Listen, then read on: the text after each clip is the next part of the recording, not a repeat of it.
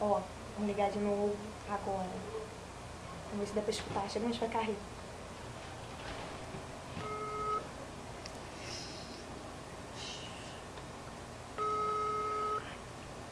Alô? Pai, Oi, filha. já saiu do carro? Não. Por quê? Ai, pai, olha só, tenho que te contar uma coisa. Uma não, duas. Fala. Pai, você vai ser vovô. Quê? Você vai ser vovô. Tá maluca, filha?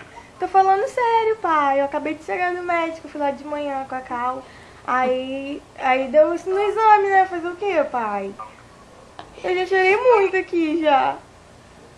Tá maluca, filha? Ah, pai, agora já era. Ó. De quem é? Ai, pai, do meu ex-namorado. Meu ex-namorado? É. E aí, já sabe já? Vai assumir? Vou, né, pai? Eu vou ligar pra ele pra ver qual vai ser, mas eu não vou tirar não, vou ter. Que isso, Natália? Como é que você deixa acontecer um negócio desse, filha? Ah, pai, não Nova queria. pra caramba, cara. Eu não queria, né, pai? Mas aconteceu. Pô, minha filha, tem vários meios de se prevenir, né, minha filha? Eu sei, pai. Eu dei bobeira mesmo, mas agora já era.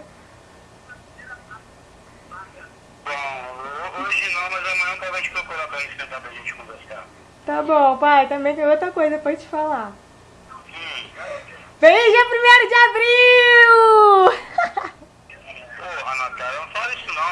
Você tá ficando assim, Natália. Ô, pai, que adianta mentira. Eu tô chorando aqui já. Pai, não chora, pai. Vai me matar pro coração. Não chora não, pai. Tava zoando. Te amo, tá, pai? Pai, Tá bom, tchau, Natália. te amo!